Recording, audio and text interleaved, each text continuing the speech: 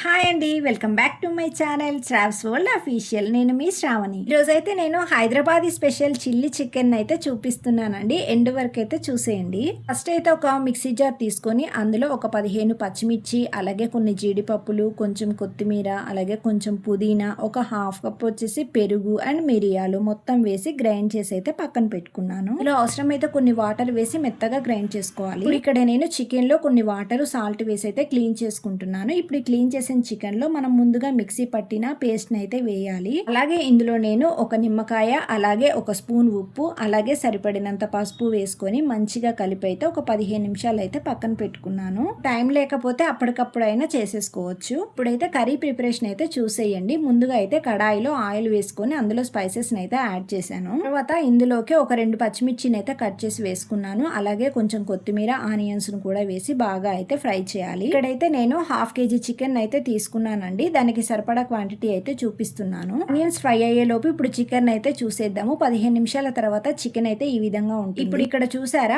Onions అనేవి మంచిగా fry అయ్యాయి ఆయిల్లో. ఇప్పుడు ఈ ఫ్రై అయిన ఆయిల్లోకి నేనైతే ఒక స్పూన్ అల్లం వెల్లుల్లి పేస్ట్ ని వేసి అయితే మంచిగా అయితే మిక్స్ చేసుకున్నాను. అల్లం వెల్లుల్లి పేస్ట్ వేసిన తర్వాత అయితే మంచిగా కలుపుకోవాలండి, మాడకుండా. అలాగే ఇప్పుడు మనం ముందుగా నానబెట్టుకున్న చికెన్ అయితే ఇందులో అయితే కొద్దిగా అయితే వేసేస్తున్నాను. చికెన్ ని వేసుకున్న తర్వాత మంచిగా అయితే కలుపుకుంటూ గ్యాస్ ని అయితే హై ఫ్లేమ్ లో పెట్టి ఒక 10 నిమిషాలు అయితే ఉడికించాలి. ఇప్పుడు ఇలా ఉడుకుతున్న చికెన్ లోకి ఇక్కడైతే నేను ధనియాలు, జీలకర్ర పౌడర్ అయితే ఒక స్పూన్ వేసాను. దీంతో పాటు ఒక స్పూన్ గరం మసాలాను కూడా వేసి బాగా అయితే కలుపుకున్నాను. ఇప్పుడు మంచిగా అయితే కలిపేసి గ్యాస్ ని అయితే కొంచెం మీడియం గా పెట్టేసి మూత అయితే పెట్టేశాను. 10 నిమిషాల తర్వాత మరలా మనం మూత తీసి చూసినట్లయితే చికెన్ అయితే మంచిగా కుక్ అవుతుంది ఆయిల్లో. ఒకసారి మీరు చూడండి. జీడిపప్పును వేసాం కాబట్టి మంచిగా గ్రేవీ అయితే వచ్చిందండి. ఇంకా ఎక్స్ట్రా గ్రేవీ కోసం ఇక్కడైతే నేను కొంచెం వాటర్ అయితే వేసాను. ఇంకా వాటర్ వేసిన తర్వాత మళ్ళీ ఒకసారి మంచిగా అయితే కలుపుకోవాలండి. అడుగు అయితే మాడుతూ ఉంటుంది. జీడిపప్పు పేస్ట్ వేసాం కాబట్టి అడుగు మాడకుండా మంచిగా అయితే కలుపుకొని మూత పెట్టేసుకోవాలి. 20 మినిట్స్ కుక్ చేసిన తర్వాత మూత తీసి చూసినట్లయితే మనకి ఇక్కడ చికెన్ అయితే ఆల్మోస్ట్ అయితే రెడీ అయిపోయింది. అసలు ఉడికిందా లేదా అనేది చూడడం కోసం అయితే నేనైతే ఇక్కడ ఒక పీస్ అయితే తీసి చెక్ చేస్తున్నాను. చూస్తున్నారా, పీస్ అయితే మంచిగా అయితే ఉడికిందండి.